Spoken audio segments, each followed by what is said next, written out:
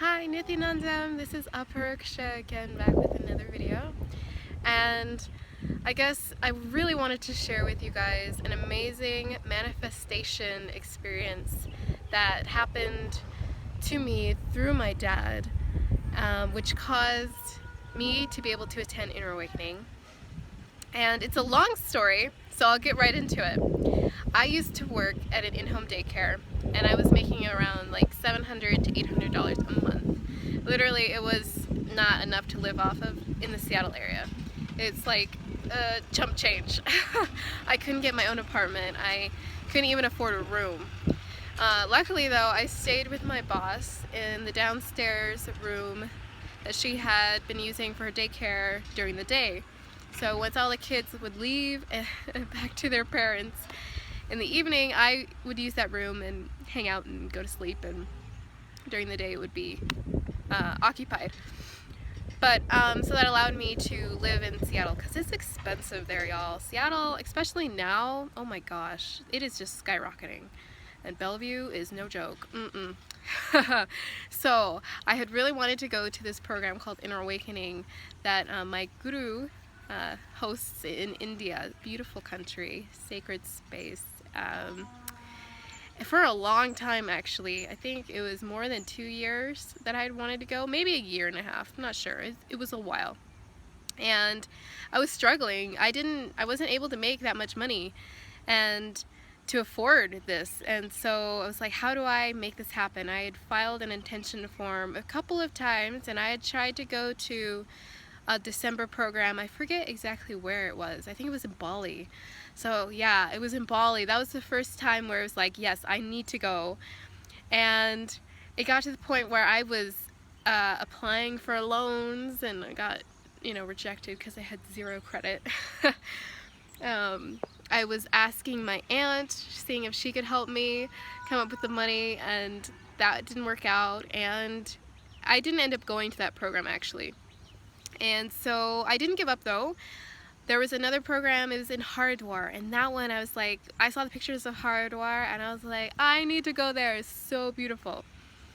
So it's the same story, I applied for loans, but because I had 0 credit, it was like rejection after rejection. And I was getting frustrated. I felt like, man, I'm holding the space. I really want this to happen in my life. I know that I need to go to this program because I felt stuck. I was struggling in the outer world, in the matrix, and I was like, what do I do? What's the purpose of my life? Where am I going? What is my goal? What am I trying to achieve in this birth? I had a lot of questions, and no one was able to answer me, nor was I able to find solutions for myself. So it's like I knew that I needed this program in order to take the jump to the next level. I was in one stage of my life and I knew that it was coming to an end, and I didn't want to stay stagnant. I needed to grow. I needed to experience something new and to become something new. I knew that I wasn't done growing, and so it was like this intense longing to be with Swamiji, to be something more than what I thought I was, which was a bunch of low cognitions anyway. So I persisted, I was like, okay, I'm gonna do this, and it would hit dead ends, but I never lost the space of, I have to be there, it's gonna happen. And my dad actually at the time was living in his car, and I was supporting him off the little income that I was making, which I didn't have to pay rent staying with my boss, so it worked out just fine. So I would give him half of what I made, and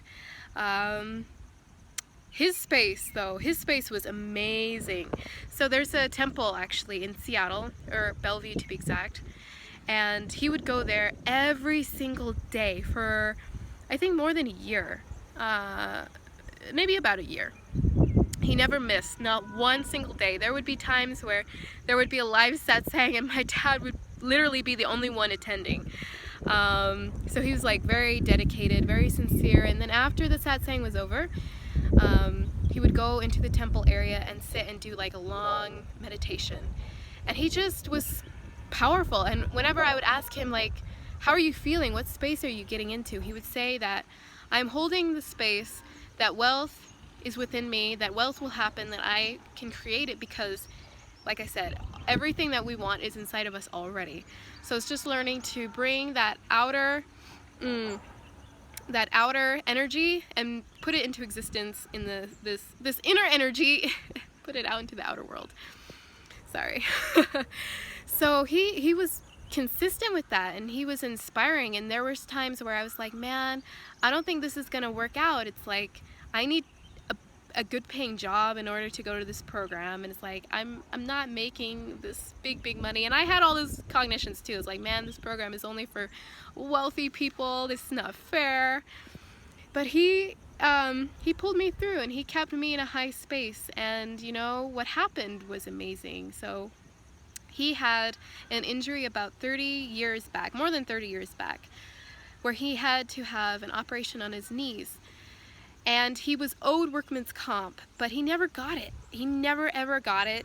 And years went by, and so it accumulated interest, which we didn't find out until later.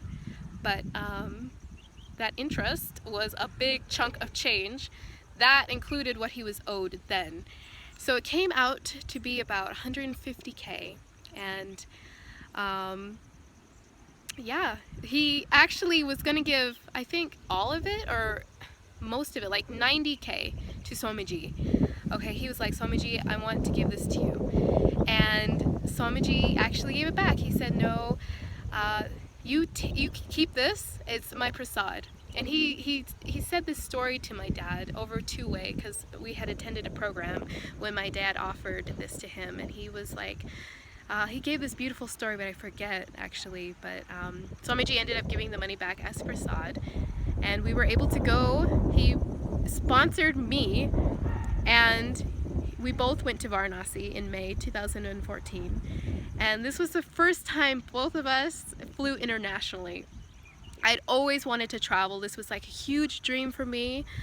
You know, when I was like 13, 14, 15, I would look at pictures of London and Amsterdam and Denmark and South America, Machu Picchu, and be like, man, I want to travel. I want to get out and explore the world. That's a passion of mine.